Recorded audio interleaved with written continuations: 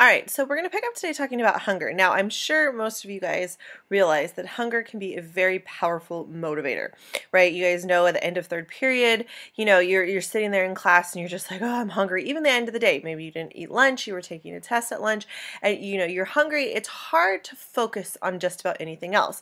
Well, again, if we look back at Maslow, we can understand that, part of that has to do with that hunger is survival. If you don't eat, your body can't function and stuff like that. So your brain puts a huge amount of emphasis on hunger. But as we've studied hunger and as we've kind of researched hunger, we're starting to realize that there's a lot of psychology that goes into hunger as well. So we'll back up first though and start with the physiology. There's receptors throughout the digestive system that monitor levels of glucose and send signals to the hypothalamus in the brain. Remember, the hypothalamus is the part of the brain that controls that hunger, that controls hunger. So it sends out appetite stimulating hormones, and later after you eat, the appetite suppressing hormones. So there's two substructures of the hypothalamus, the lateral hypothalamus and the ventral medial hypothalamus. Okay, the lateral hypothalamus is the part that sends the eat messages out, and this is something called orexin. And then the ventral medial hypothalamus is what sends out the message that says, stop eating, I'm full. Okay, remember in class we talked about the cute little fat rat. Here's our little fat rat. Okay, so you do need to be able to identify and describe these two structures, the lateral and the ventral medial hypothalamus. Again, lateral causes you to eat, ventral medial causes you to become full.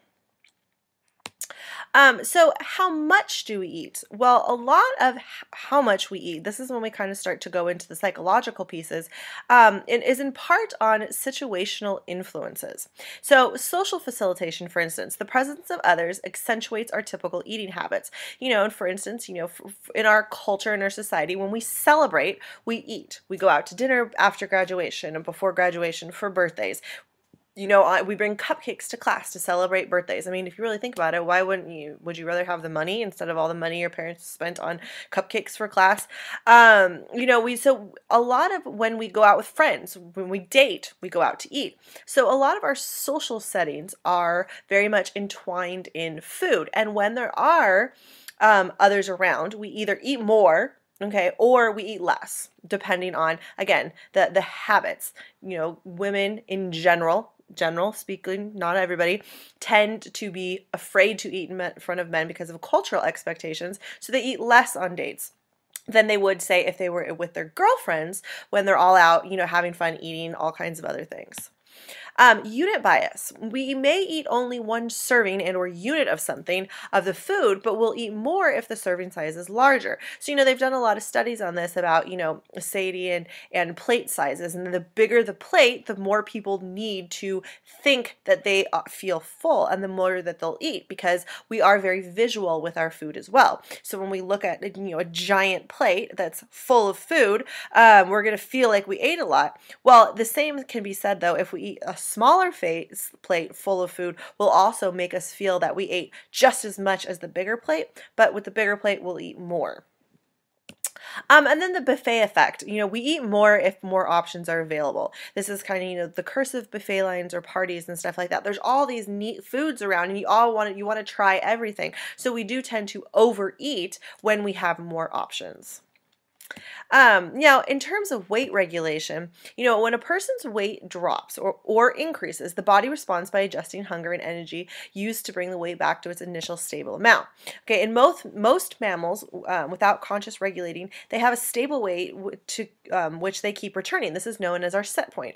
All of us have our own unique set points based off of our basal metabolic rate, which is our body's own natural ability to burn calories, our muscle mass, our fat mass, all of these are the bones, joints, everything else that uses energy, our brain capacity.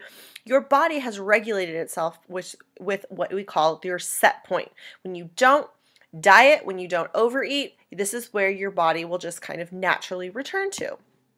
So, a person's set point might rise with age or change with economic or cultural conditions. Therefore, the set point of a stable weight is more of a current but temporary settling point. So again, your set point is not like forever. As you old, as your metabolism slows down, your set point's going to rise. Okay, if you know you're in different living conditions, different economic conditions, and you have more food available or less food available, your set point might rise or fall.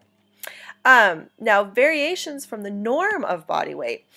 In some cases, the set point of a person's body um, drifts from a healthy weight, above or below.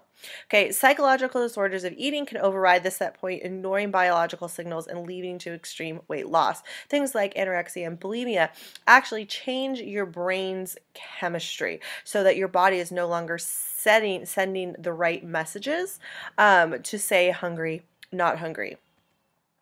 And in other cases, the set point seems to drift upward. Biological tendencies can lead to increased weight, that's hard to lose, which is leading to obesity. Okay, so in both cases, if you kind of override your body's natural biology, your body's going to respond accordingly. Now, what about it's talking about obesity? How does it develop and why is it hard to change? It's a big thing in our culture right now, especially the United States. Now we have to remember that gaining weight is adaptive. Okay, when we crave energy-rich foods, it's an adaptive thing for us because our ancestors didn't necessarily have a steady supply. So when they did have energy-rich food available, their tendency was to overeat, to try to stock as much as they can. So one of the problems is that energy-rich junk food is now easily available and cheaper than healthy food, right? You know, 49-cent cheeseburger day, going to fast food because it's quick and it's easy. You know, you worked late one night and it's easier to go through the drive-through than it is to come home and have to, you know, heat up leftovers that your parents left for you. Okay, and it's just cheaper. You know, you can go and get, you know, value meals for a lot cheaper than you can something healthily. Now, and it's also adaptive for us to slow down our burning of fat when food is scarce. So the problem with this, though, is that when we are in poverty, people that, you know, don't have a regular access to food, or people who go through crash diets, our body actually slows down its metabolism to prevent weight loss, which is kind of counterproductive if it's, you know, on the diet end of the spectrum, but it's good if it's a poverty issue. So the physiology of obesity as well. Once a person is obese, losing weight is not just as easy as eating less. Okay, fat has a lower metabolic rate than other tissues, so a person might gain weight when eating normally because their metabolism has slowed down so much. And then eating less to lose weight slows metabolism. So, and this actually prevents weight loss and ensures weight gain when returning to a normal diet. So again, this is one of those kind of, one of the difficulties with obesity is that, you know, their metabolic rate is low, so they can't eat normal, but when they eat less, their body actually slows down to prevent weight loss because that's what it's supposed to do. And then when it returns to the normal diet, they're going to gain weight. So that's why when you are obese, losing weight is not as simple as just cutting calories. And then, even if weight loss succeeds, a formerly obese person will have to eat less than the average person just to prevent weight gain. So again, the metabolism completely gets thrown off as well. So, you know, hunger and what we eat and how we eat, a lot of it is cultural and a lot of it is evolutionary. Some of the problems, you know, the weight issues and the hunger issues are very much traced back to our evolution that we have.